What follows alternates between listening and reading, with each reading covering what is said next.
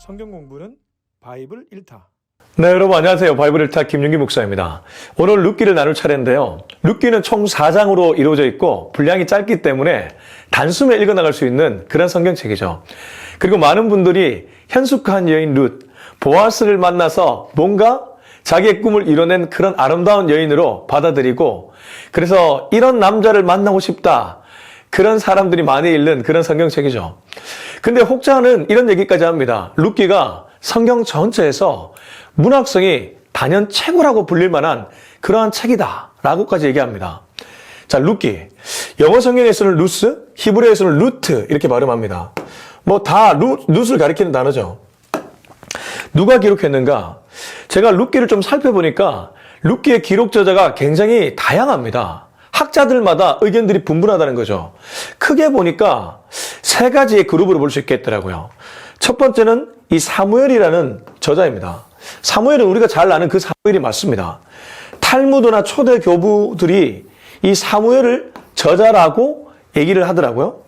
근데 또 다르게 보는 학자들은 왕정시대의 다윗, 히스기야, 혹은 이후에 에스라나 여호수아 같은 이전의 인물까지도 소환합니다. 그만큼 룻기의 저자가 애매하다는 것이죠. 그리고 마지막 세 번째를 보니까 다윗 시대 초기 인물. 저는 이 부분에 조금 지지를 하는데, 왜냐하면 룻기 마지막에 보면 족보에 대한 얘기가 나오는데 그때 다윗이 나오지 않습니까? 다윗 시대 때 기록되었을 가능성이 높고, 그렇다면 다윗 시대 초기 인물이 아닐까라고 추정하는 것이죠. 자, 아무튼 우리는 룻기를 계속 살피고 있는데 룻기의 주 타겟층은 누구일까? 제가 보니까 룻기가 히브리 성경에서 지금 우리가 읽고 있는 한글 성경과 위치가 다르더라고요. 우리가 읽는 한글 성경에서 룻기는 사사기 다음에 나옵니다. 여러분 성경 펼쳐보시면 사사기 다음에 룻기죠. 근데 히브리 성경에서는 이 룻기가 뭐 다음에 나오냐 하면 잠언 다음에 나옵니다. 잠언. 이게 히브리 성경 위치인데, 근데 여러분 혹시 잠언을 읽어보시면 잠언 마지막 31장, 마지막 장 내용이 현숙한 여인에 대한 롤 모델이 나옵니다. 현숙한 여인은 이러한 모습이다. 그리고 나서 히브리 성경에서 룻이 나온다는 것은 현숙한 여인의 실제 예가 룻이라는 거죠. 그럼 누구를 타겟층으로 했습니까? 적어도 히브리 성경에서 보면 룻기의 위치를 볼 때 현숙한 여인이 되고자 하는 사람들, 그런 사람들이 주 타겟층이었다는 것이죠. 이 시대로 가져오면 현숙한 여인을 꼭 여인으로만 보지 말고 사람으로 본다면 현숙한 사람이 되고 싶은 사람들은 룻기를 펼쳐라. 그리고 또 하나가 이방 여인이지 않습니까? 사실 이방 여인이라는 것은 선택받지 않은 이스라엘이 아닌 모압 여인을 가리키는 것인데, 근데 이 여인을 통해서 구원의 대서사시가 펼쳐지지 않습니까? 마지막에 메시아 족보에 들어가게 되고요. 그러니까 인류 구원에 하나님이 어떻게 서사를 이끌어가는지를 궁금해하는 사람이 좀 쉽게 읽을 수 있는 성경이 룻기라는 거죠. 그런 사람들이 룻기의 타겟층이다, 그렇게 볼 수 있겠습니다. 룻기 언제 기록했을까? 아까 제가 얘기했던 것처럼 룻기 마지막 장, 그 메시아가 족보에 나오는 요 4장 18절에서 22절에 보면 이 예수님에 대한 족보가 나오는데, 이 메시아 족보인데 다윗에게서 마무리가 되는데, 사실 이 다윗의 물줄기에서 예수님이 태어나기 때문에 메시아 족보라고 볼 수 있습니다. 근데 중요한 건 우리가 지금 기록 시점에 대한 얘기를 하는데, 다윗에서 마무리되는 것을 보면 다윗 시대에 기록했을 것으로 추정할 수 있다는 것이죠. 그 시대가 실제로 보면 BC 1050에서 970년경으로 볼 수 있다. 요 얘기를 에드워드 영이라는 학자가 얘기했다고 합니다. 자, 그럼 룻기의 시대적 배경은 언제인가? 제가 앞서 얘기했죠. 사사시대입니다. 근데 사사시대는 영적으로 육적으로 굉장히 혼탁한 시대였죠. 근데 이 혼탁한 시대에 가녀린 이방 여인이 인류의 구원을 가져다주는 아주 중요한 모멘트를 하는 것, 그게 룻기죠. 그래서 가녀린 이방 여인이 구원의 모델로 나온다는 점에서 이 시대적으로 볼 때 참 의미가 있는 성경이라고 볼 수 있습니다. 자, 룻기의 기록 어디서 했을까? 마찬가지로 가나안 땅, 이스라엘 팔레스타인 영토에서 룻기가 기록되었을 것이고, 더 중요한 건 룻기의 배경 무대인데, 룻기의 배경 무대는 크게 보면 두 가지입니다.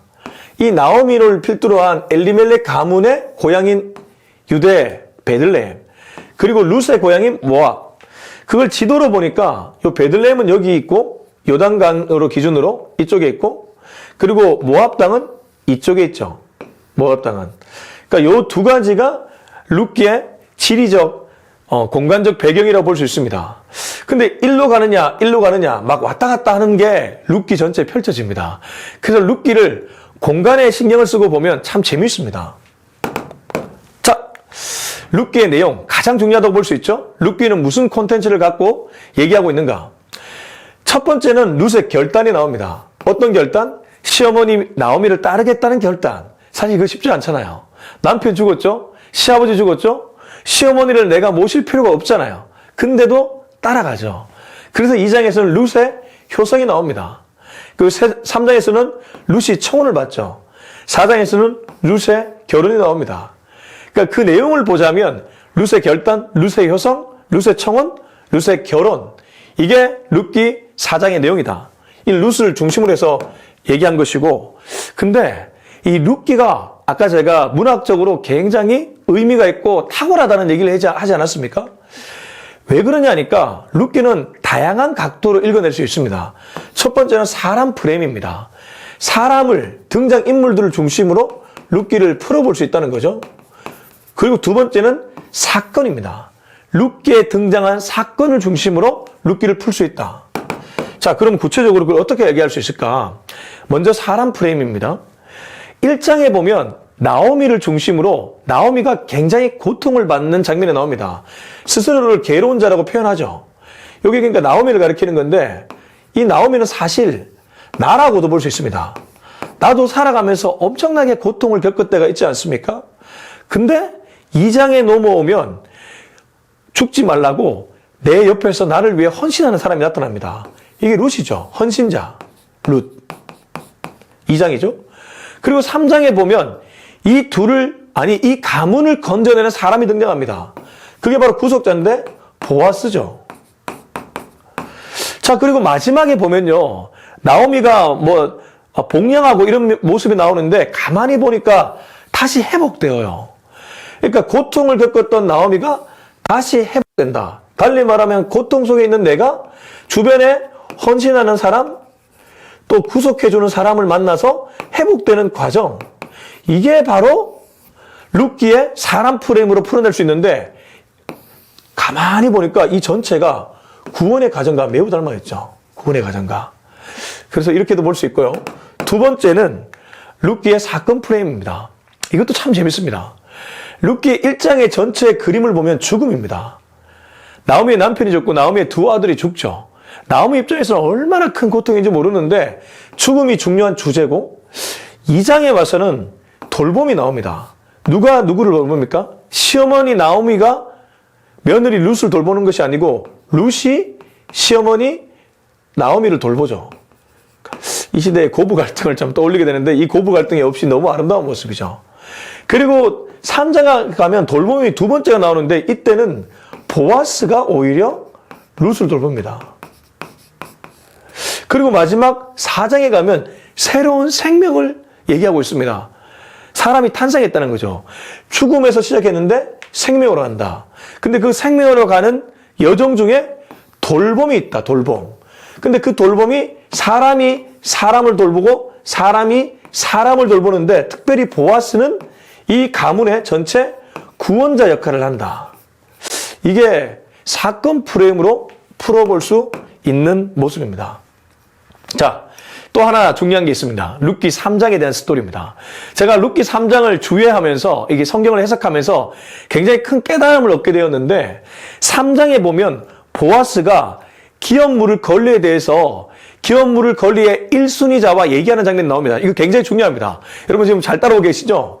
이 기업 물을 권리에 대한 스토리 되게 중요한데 이게 무슨 말이냐 하면 남편이 죽고 그 남편의 땅에 대한 책임을 지려고 그 보아스와 기업물을 권리를 가진 사람 간의 그런 재판의 과정이 나오거든요.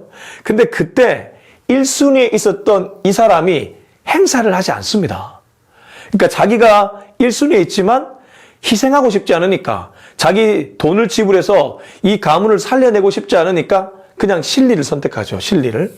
근데 성경이 참 재밌게도 이 사람의 이름을 아무개라고 얘기합니다. 보통 기업물을 권리는 가까운 친척이 기업물일 권리를 행사할 수 있었거든요. 이 사람이 순위가 1번이었다는 것은 이 사람의 이름이 원래는 기록되어야 마땅한다는 뜻입니다. 엘리멜렉 가문의 친척 중에 한 사람이 이 사람인데 왜 룻기의 저자가 아무개로 처리했을까요? 실리를 선택한 사람, 손해보지 않는 사람은 아무개로 처리하고 오히려 후순위에 있었던 보아스가 자기 돈을 지불해서 이 기업물 권리를 사게 되는데 그 사람은 당당하게 이름을 올리고 희생을 하게 되죠. 그러면 이 구원의 역사에서 진짜 희생하는 사람은 이름이 기록되고 계속해서 이어지지만 희생하지 않고 실리를 선택한 사람은 어떻습니까? 아무개로 인생이 전락된다는 거예요. 그래서 룻기를 정말 깊이 읽다 보면 아, 여기에는 희생과 헌신이 있구나. 룻의 희생과 헌신, 보아스의 희생과 헌신, 그리고 우리들에게도 그러한 모델링으로 그렇게 살아가라고 얘기하고 있는 것이죠. 재밌지 않습니까? 그래서 메시아 족보에 이름을 올리게 된 보아스와 룻, 의미가 있죠. 나중에 마태복음에 보면 그 메시아 족보, 그 족보에 사실 엄밀히 말하면 뭐 룻이 들어가지만 이 보아스도 사실 들어갔다고 봐도 과언이 아니죠. 자, 이렇게 해서 내용을 좀 살펴봤고요. 룻기 어떻게 읽어야 되는가? 룻기, 제가 앞서 얘기했던 것처럼 다초점 렌즈다. 다양한 각도로 룻기를 읽어낼 수 있다.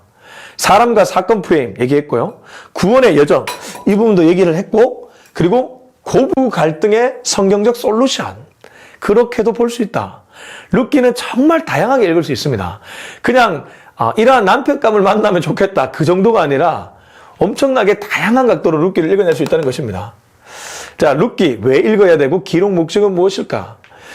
아까 제가 얘기했던 나오미 관점으로 보면 죽음에서 생명으로, 달리 말하면 고통에서 행복으로 가고 싶은 사람들이 읽으면 좋은 성경이 룻기다. 또 그런 것을 염두에 두고 쓰여졌다. 두 번째, 구원이라는 것이 어떻게 이루어지는지. 여기 보면 이방 여인 룻을 기록한 거 보면 이방 여인, 구원이 어떤 한 민족에게 국한되지도 않고 한 지역에 국한되지도 않았다는 것을 얘기해주고 있죠. 그리고 구원의 가정 속에 보아스의 헌신과 희생이 있다는 것은 구원의 가정 속에 내가 비록 하나님 믿고 구원받지만 날 위해 누군가가 희생하고 헌신했다. 누구겠습니까? 예수 그리스도죠. 자, 그리고 마지막으로 명품 그리스도인이 되고 싶은 사람들, 이런 것을 염두에 두고 룻기는 기록됐습니다. 왜 그렇습니까? 명품이라는 것은 아까 제가 얘기했던 실리와 희생과 연관이 깊은데, 실리를 선택한 이 아무개, 이름 없이 그냥 끝나죠. 돈은 구했을지 몰라도 이름 없이 마무리되는 인생. 희생을 했던 보아스와 룻은 영원히 메시아 족보의 이름이 기억되는 인생. 그러니까 명품 그리스도인은 돈 많은 인생이 아니라 희생과 섬김으로 진짜 메시아 족보의 이름을 올릴 수 있는 그런 사람으로 살아가라. 그게 바로 룻기의 기록 목적이다. 진짜 명품 그리스도인이 되고 싶으면 룻기를 펼쳐라. 그래서 저는 룻기를 가문의 영광이라고 이렇게 요약해봤습니다. 룻기는 가문의 영광이다. 룻이라는 그 롤 모델을 따라가다 보면 우리 모두 가문의 영광은 이렇게 이루어지는구나, 그걸 알 수 있다는 거죠. 자, 다음에 사무엘서에서 또 만나도록 하겠습니다. 여러분 감사합니다. 사랑하고 축복합니다. 하트 하트 하트.